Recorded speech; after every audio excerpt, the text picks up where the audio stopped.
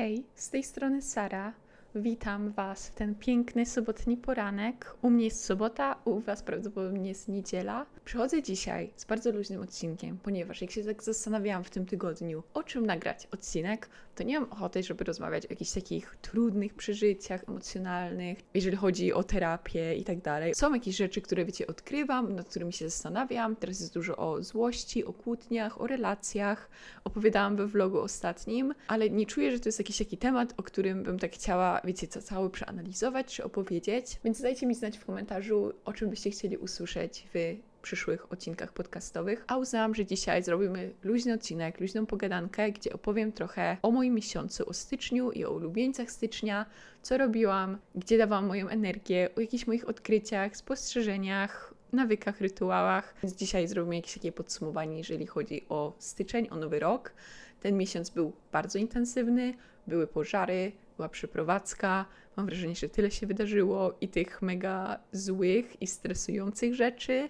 A z drugiej strony też ta druga połowa stycznia była bardzo fajna, przyjemna. Był oczywiście stres, były jakieś lęki, ale ogólnie ten miesiąc, tak pomimo, że tyle złego się wydarzyło, był tak intensywny, to i tak czuję, że teraz jestem okej i czuję się dobrze i czuję też, jeżeli chodzi o moją pewność siebie i o takie bycie bliżej siebie, widzę ogromną różnicę pomiędzy tym, jak było. Czuję się pewniejsze siebie w sobie, w tym, kim jestem, jaka jestem, przed innymi ludźmi, przed sobą, przed kamerą. Czuję się taka okej ze sobą i czuję aktualnie, tak pierwszy raz, taką dużą miłość do siebie, gdzie myślę, że wcześniej czułam też to jakoś, że na przykład traktowałam się w taki dobry sposób i wiedziałam, wiecie, żeby się nie popychać, żeby traktować swoje uczucia na poważnie i tak dalej, ale myślę, że tak teraz jestem w takim czasie, gdzie tak wszystko nagle ma sens i tak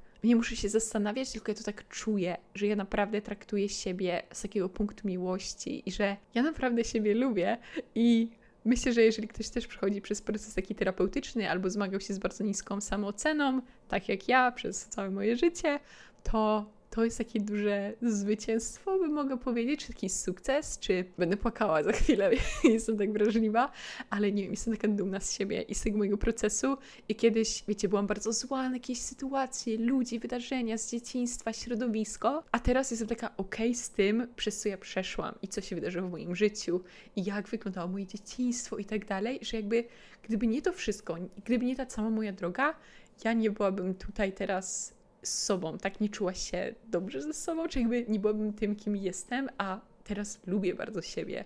I to nie jest takie, lubię siebie, jestem najlepsza i whatever, tylko to jest takie, lubię siebie, bo ja zasługuję na to, żeby siebie lubić, no bo ja jestem z sobą przez całe swoje życie, więc czemu mamy się nie lubić, ale to jest taki długi proces i nie da się tego nauczyć, czy nagle zadecydować, że będę kochała siebie, bo to trzeba poczuć, to jest uczucie do siebie. Więc to jest taka jedna z moich obserwacji. Jeżeli też mówię trochę ciszej, to moi współlokatorzy nadal śpią.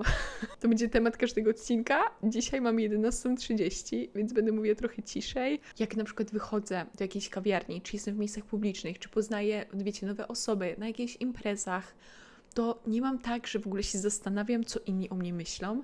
I zastanawiałam się jakby, dlaczego tak jest, bo jest duża różnica, że idę do kawiarni i zagaduję ludzi, czy jakby patrzę się na ludzi. I to jest też taki proces i dzieliłam się tym często, że wiecie, się bałam, w ogóle nie patrzyłam na nikogo, bałam się łapać kontakt wzrokowy. Mam taką moją ulubioną kawiarnię i to jest, polecam ulubieniec stycznia. Znajdźcie jedną kawiarnię, w której czujecie się komfortowo, gdzie lubicie obsługę, gdzie lubicie ludzi, i chodźcie tam regularnie i z czasem będziecie się tam czuć bardziej komfortowo i będziecie mogli zagadywać do ludzi, tylko naprawdę trzeba znaleźć taką kawiarnię, gdzie lubicie, gdzie widzicie, że osoby są trochę podobne do ciebie, czy zajmują się podobnymi rzeczami.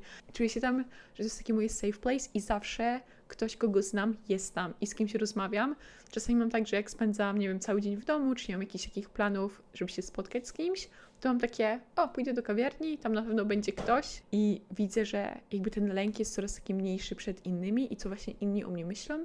I myślę, że to jest przez to, że przeszłam teraz przez taki trudny czas z przeprowadzkami, z pożarami, dużego lęku.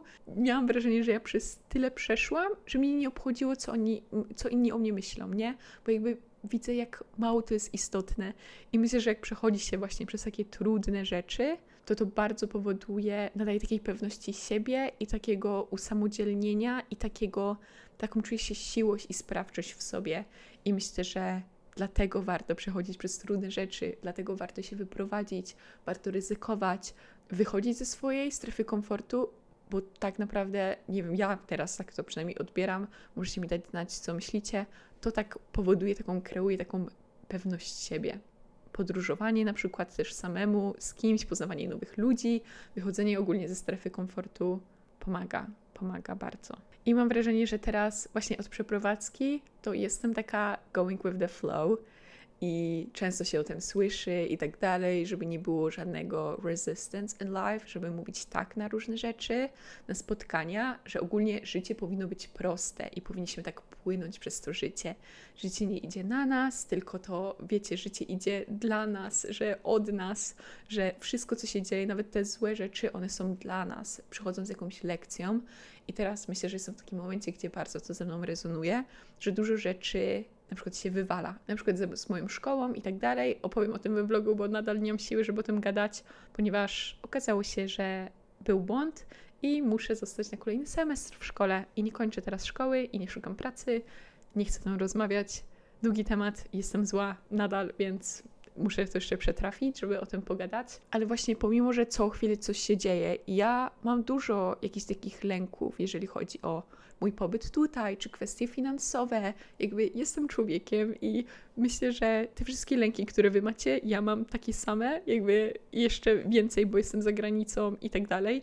Pomimo, że dzieją się jakieś takie rzeczy właśnie niekontrolowane i jest dużo tych lęków, to jakby tak nie zawładnia moim życiem i tak jak ja się czuję i tym jakby co ja robię, że kiedyś myślę, że bardzo mnie paraliżowało, że wiecie, w chwilach jakiegoś dużego lęku, czy jakiejś niewiedzy, to ja po prostu szłam do łóżka spać, czy oglądać jakiś serial i tak się zupełnie wyłączałam, tak przestraszało mnie to, a teraz mam tak, że dzieje się coś, odczuwam te różne emocje, na przykład ogromny lęk, jakiś smutek, złość i tak czuję to intensywnie we mnie, dlatego kocham terapię, bo wreszcie czuję rzeczy, wcześniej tak nie było, tylko usuwanie się, dystrakcja. Tak sobie właśnie radziłam, więc jak odczułam te wszystkie rzeczy i później najczęściej muszę o tym pogadać i mogę to robić na terapii albo z bliskimi osobami, w zależności jaki jest ten lęk, tak idę. Widzę, że jak jest taki ogromny lęk, który mnie zżera od środka, to terapia najbardziej mi pomaga, bo to jest taka najbardziej safe space, ale uczę się jakby przełamywać to, żeby iść do moich znajomych czy do mojej rodziny i wiecie, pogadać o lękach, bo żeby przejść przez lęk, przez takie anxiousness, że tak powiem, chociaż każdy, wiecie, ma inaczej. Mi najbardziej pomaga, żeby przejść przez to rozmowa i wypuszczenie tego z siebie, wypuszczenie tych emocji, czy to jest jakiś płacz, czy właśnie wygadanie się do kogoś, ponieważ jak poczuję i tak wypuszczę to z siebie, to dopiero wtedy mogę tak myśleć racjonalnie i postąpić jakoś, jakby zadecydować, co dalej. Więc to teraz tak bardzo się poobserwowałam, bo dużo było sytuacji, gdzie było bardzo dużo takiego lęku. I też jeżeli chodzi o going with the flow, to myślę, że jak pojawia się taki największy lęk, jak coś się dzieje poza moją kontrolą, albo ogólnie są jakieś myśli, to takie uczucie kojarzy się z takim ogromnym zagrożeniem.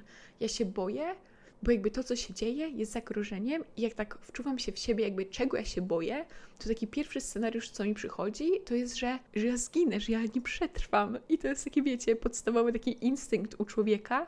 I czy to na przykład chodzi o kwestie finansowe, czy jakby takie, że coś pójdzie niezgodnie z naszą myślą, czy z naszym planem ogromnym na życie, to pierwsze, co to mi przychodzi, że to jest koniec, że ja, wiecie, tak zginę, że tak powiem, czy odczuję ogromny zawód, czy nie będzie tak, jak ja chcę i będę zła i będę nie okej. I coś, co mi pomaga, to takie, od niczego ja nie zginę. Jeżeli coś ma się wydarzyć i może to jest delusional, może nie, mi to pomaga. Pomaga mi sobie tak powtarzać, że właśnie życie nie idzie na mnie, tylko wszystko się dzieje dla mnie, żebym się czegoś nauczyła i że ja wyląduję w tym miejscu, w którym mam wylądować w moim życiu. Wiem, wiecie, mam jakieś plany i cele i tak dalej, ale jestem taka, że jest jakiś tam plan na mnie.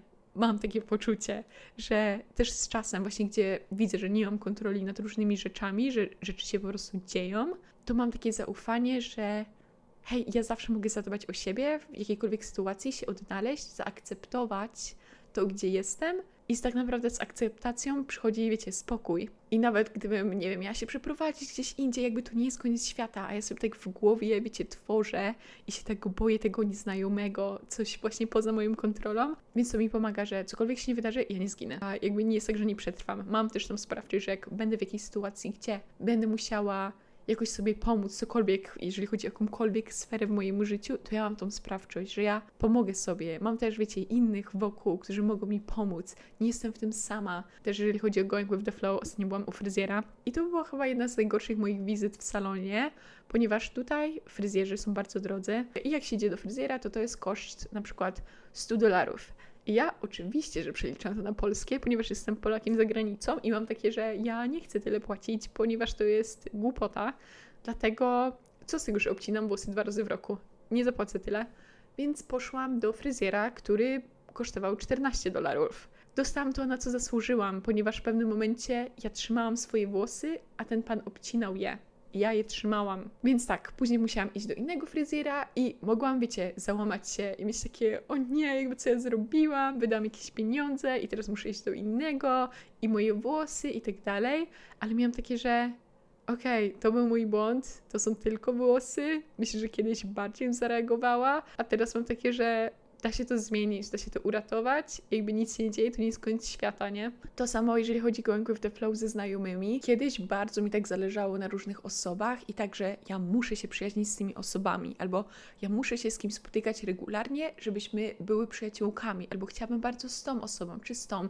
I tak dużo sobie wymyślałam w głowie, jak te moje przyjaźnie mają wyglądać, że muszę należeć do paczki znajomych i mieć dużo znajomych i tak, żeby było jak w liceum, że jest po prostu ta paczka i się chodzi, razem imprezuje i tak dalej. I wiecie, miałam jakąś taką wizję i na przykład poznawałam jakieś osoby, widziałam, że jakoś nam się nie kleiło i to nie szło i tak starałam się na siłę być w tych relacjach, a teraz mam wrażenie, że mam zupełne takie odpuszczenie. Ja w ogóle się nie staram w relacjach. Dosłownie, jeżeli ktoś ma jakieś wymagania ode mnie, że mam do kogoś pisać, do kogoś dzwonić, wiecie, regularnie i to jest wszystko takie wymagania, to ja mam takie, ta relacja chyba nie jest dla mnie. Że ja widzę, że najlepsze relacje, i wiecie, niektóre są bliższe, niektóre dalsze, mam z osobami, które nic nie wymagają ode mnie, ja nic nie wymagam od nich i my się spotykamy i wiecie, może nawet minąć tydzień, odkąd się nie widzimy, a i tak nic się nie zmieniło pomiędzy nami i nikt się nie boi tego, że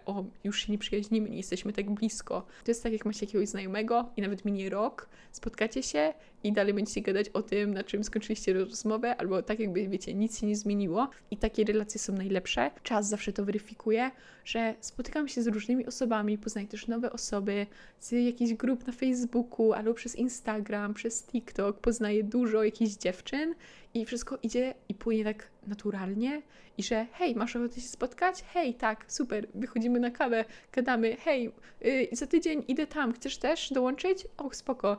I się spotykamy i wszystko jest takie proste. Kiedyś, czy nie wiem, jeszcze parę miesięcy temu, ja się tak starałam z przyjaciółkami, żebyśmy były jak najbliżej i żeby wszystko było tak, wiecie, idealnie i planowanie wszystkiego i zapisywanie w kalendarzu i jakby, żeby było perfekt. Może teraz nie czuję takiej potrzeby, żeby mieć takich przyjaciół, czy tak może przez to, że ja się czuję sama ze sobą okej, to nie szukam takiego dowodu od innych, że jestem wartościową osobą, że inne osoby chcą się ze mną przyjaźnić, bo to jest duża taka walidacja. Wiecie, jeżeli ktoś się z tobą przyjaźni, to oznacza, że ktoś widzi twoją wartość. Więc wydaje mi się, że też to może być to, że ja się czuję teraz ze sobą tak okej, że jak ktoś mnie nie polubi, nie biorę tego tak do siebie, że to jest coś ze mną nie tak, czy to jest moja wina, że ktoś mnie nie lubi.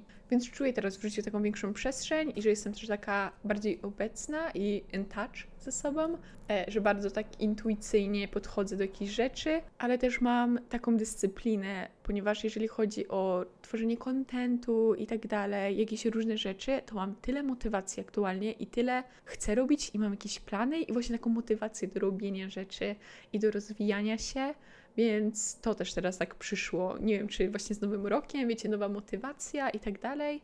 Wiecie, ustaliłam sobie jakieś tam plany, ale Też mam wrażenie, że największym ulubieńcem stycznia to jest to miejsce, w którym jestem.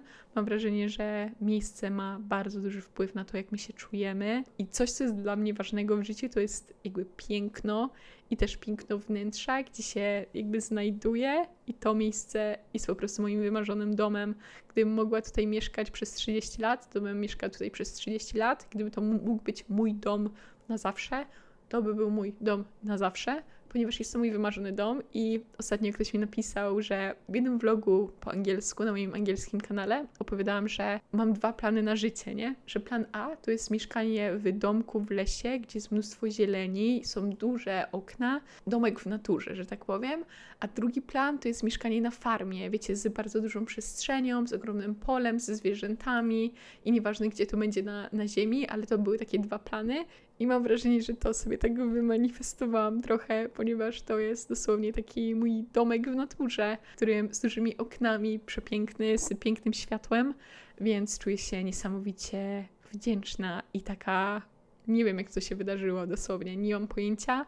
Znalazłam to ogłoszenie na Facebooku i ja nie wiem jak to do mnie przyszło. I ostatnie odkrycie to jest, uwaga, teraz w Los Angeles największy trend to jest hot yoga. I był na przykład pilates na reformerach przez bardzo długi okres, wszyscy chodzą, a teraz cały mój Instagram jest wypełniony hot jogą. Wszyscy ludzie chodzą na hot yoga albo hot pilates. Nie wiem dlaczego i kiedy reformery się skończyły. Wydaje mi się, że nadal ludzie chodzą, ale jest ogromny boom na to.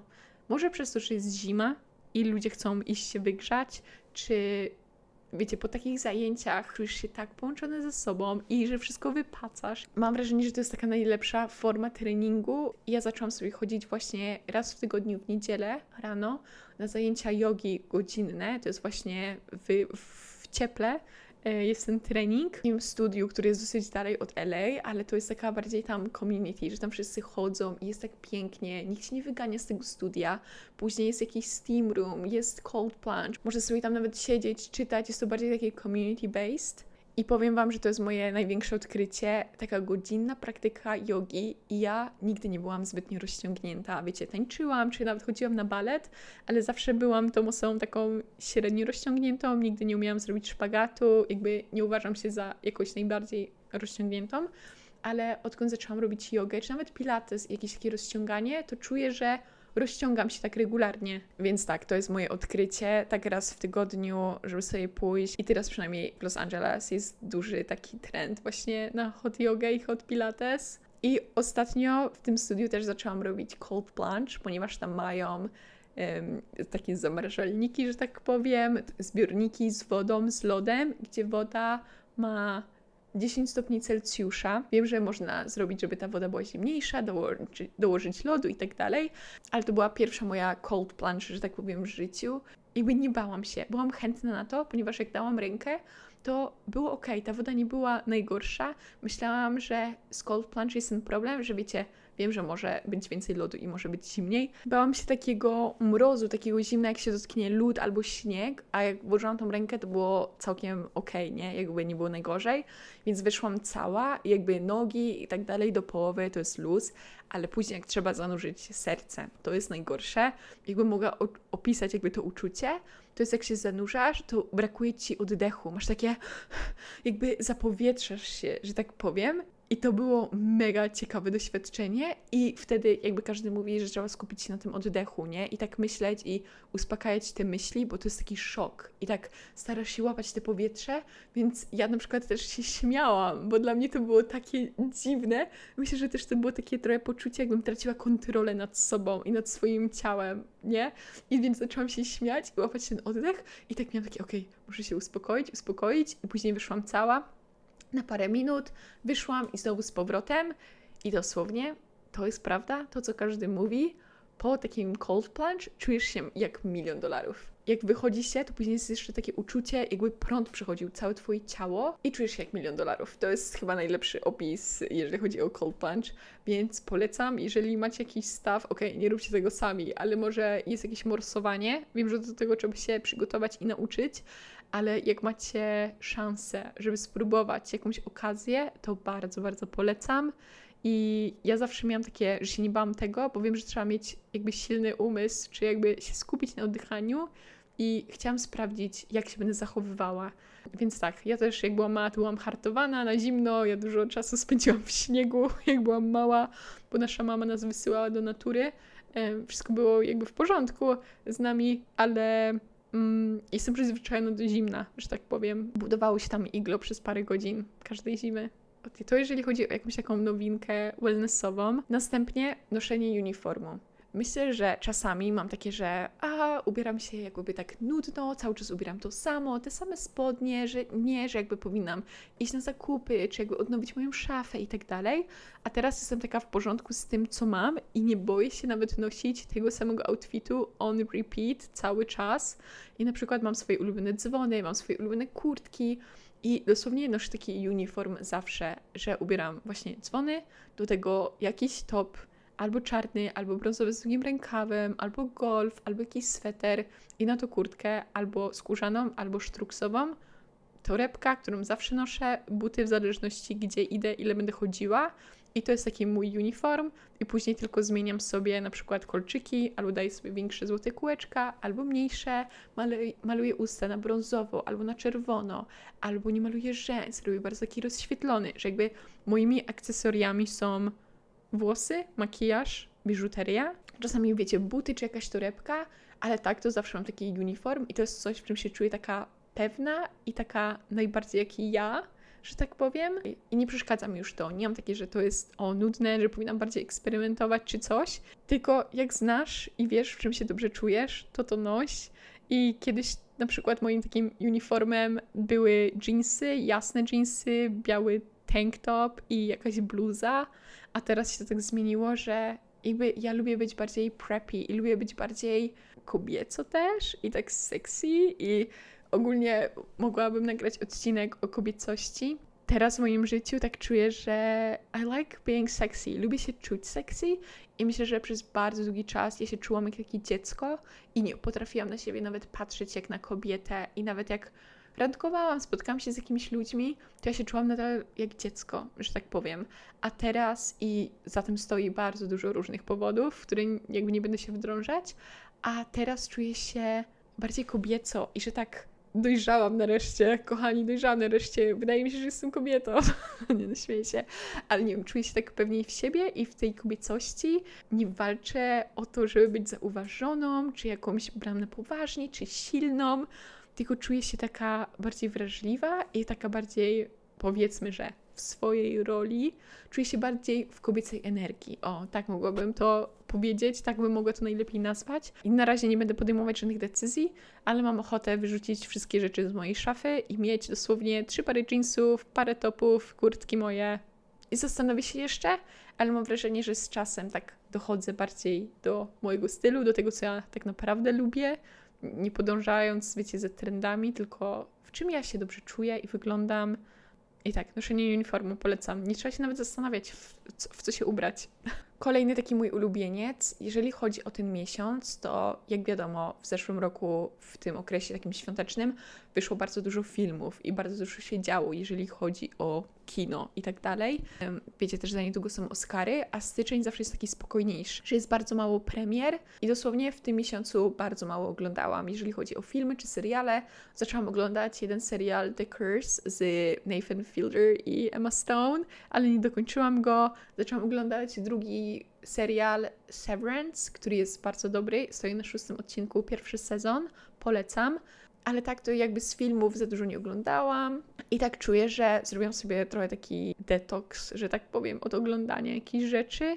Wracałam do jakichś takich moich ulubionych filmów, od na przykład Sofii Coppoli i byłam tam raz w kinie na jakimś takim nowym filmie.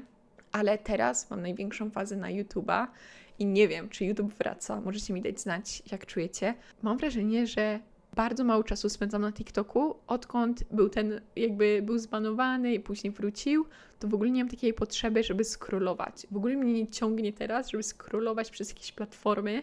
Czuję, że mam bardzo dobry taki balans, czy dobrą taką dyscyplinę z telefonem, ale YouTube uwielbiam, mam tyle twórców, których oglądam i to są najczęściej dziewczyny, które vlogują.